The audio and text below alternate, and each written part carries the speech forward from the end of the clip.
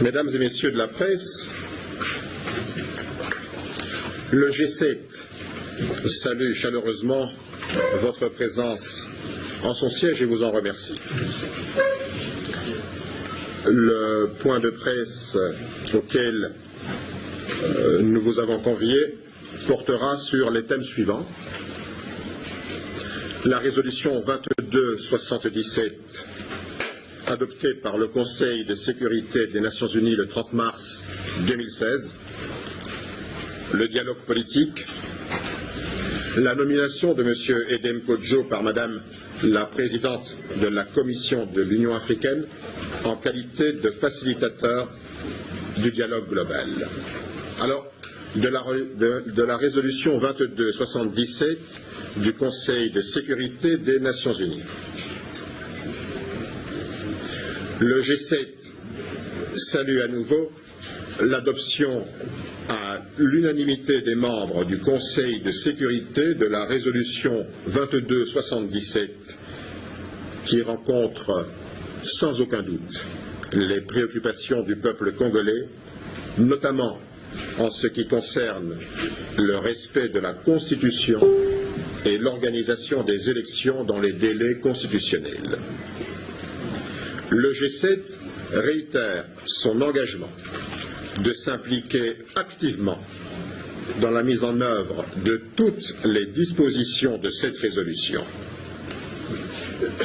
Il partage la profonde préoccupation du Conseil de sécurité en ce qui concerne le rétrécissement de l'espace politique dans le pays, le niveau constamment élevé des violences, des violations des droits de l'homme et du droit international, ainsi que des atteintes qui sont portées aux libertés fondamentales garanties par la Constitution congolaise et les instruments internationaux pertinents. Le G7 rappelle que la République démocratique du Congo est signataire de la Charte des Nations Unies. L'article 25 de la Charte dispose de ce qui suit. Ouvrez les guillemets. Les membres de l'organisation conviennent d'accepter et d'appliquer les décisions du Conseil de sécurité conformément à la présente charte. Fermez les guillemets.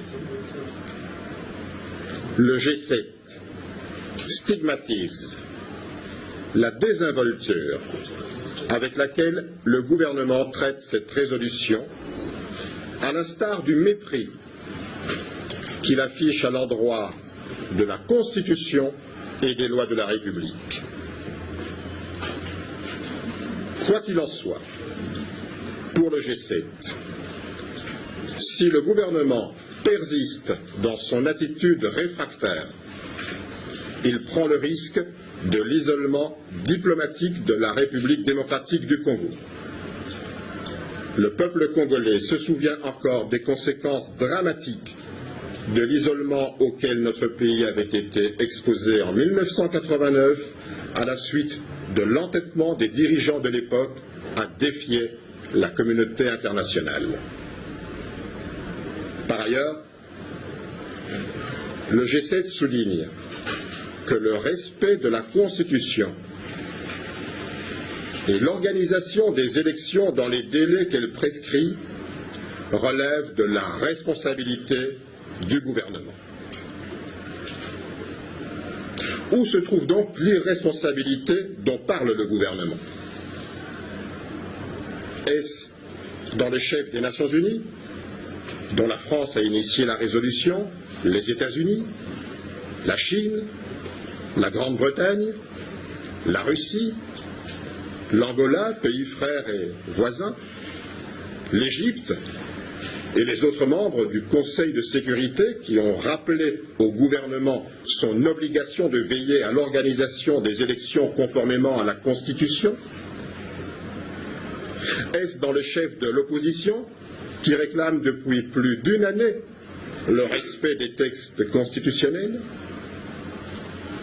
Ou est-ce dans le chef du gouvernement qui s'illustre par des manœuvres planifiées de blocage du processus électoral, notamment à travers le découpage précipité du pays et les mises en place qui s'en sont suivies, la non mise à disposition du financement du processus électoral, l'affectation de nos ressources à des dépenses non prévues et totalement farfelues, la surcharge du calendrier électoral. Le G7 rappelle qu'en son temps, il avait actionné à plusieurs reprises la sonnette d'alarme. Ce faisant, nous avions été accusés de procès d'intention. Aujourd'hui, l'histoire nous donne raison. Et cela ne peut être terni par l'arrogance et le mépris dont témoigne le gouvernement à l'endroit de la communauté internationale et à l'endroit de tout le peuple congolais. Et finalement, aujourd'hui, est-il responsable pour le gouvernement de demander à corps et à cri, et pour quel but, le retrait de la MONUSCO alors que se multiplient à l'Est les actes de barbarie qui endeuillent chaque jour la communauté nationale? De la tenue du dialogue. S'agissant du dialogue, le G7 réaffirme son rejet catégorique du dialogue national convoqué par le président de la République car sans objet et extra-constitutionnel. Le peuple congolais n'acceptera jamais plus un troisième faux pénalty. Le G7 s'inscrit dans la logique de la résolution 2277 du Conseil de sécurité qui réaffirme le respect de la Constitution et l'organisation des élections dans les délais qu'elle prescrit, lesquels peuvent encore être respectés.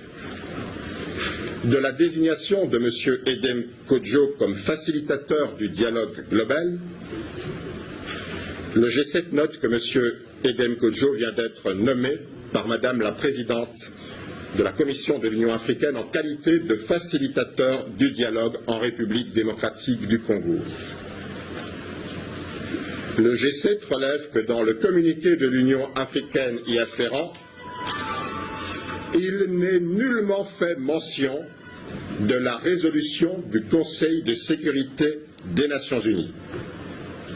Il souligne que la mission confiée à M. Kodjo n'a de chance de réussir que si elle s'intègre dans la résolution 2277 du Conseil de sécurité.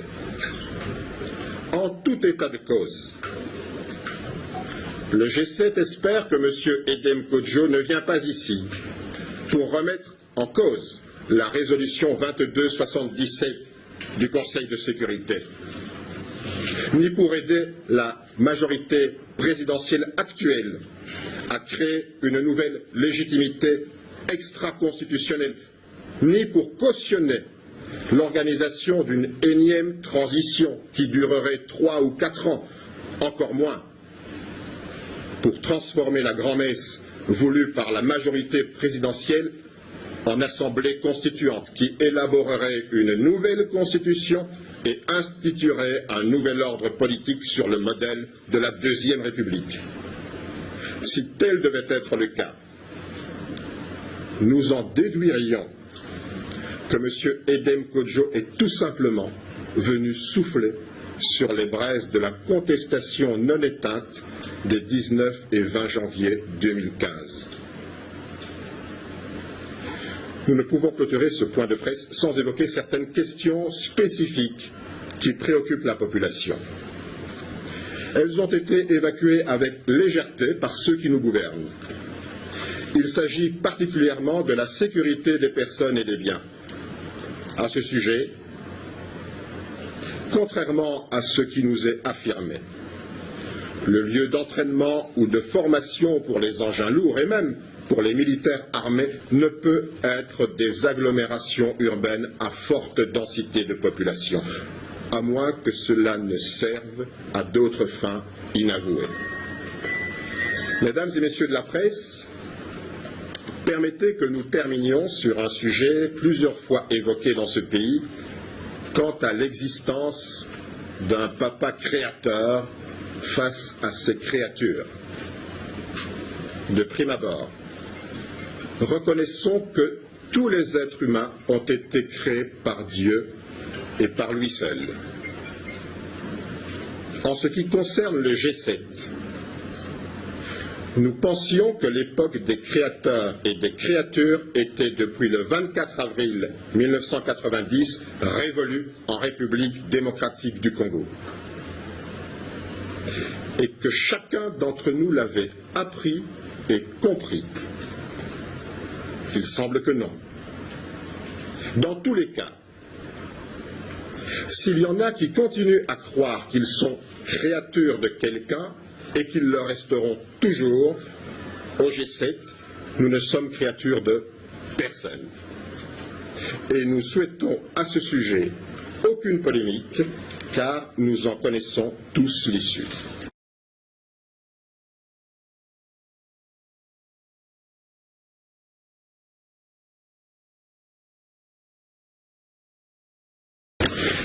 Mesdames et messieurs de la presse, aucune polémique, car nous en connaissons tous l'issue.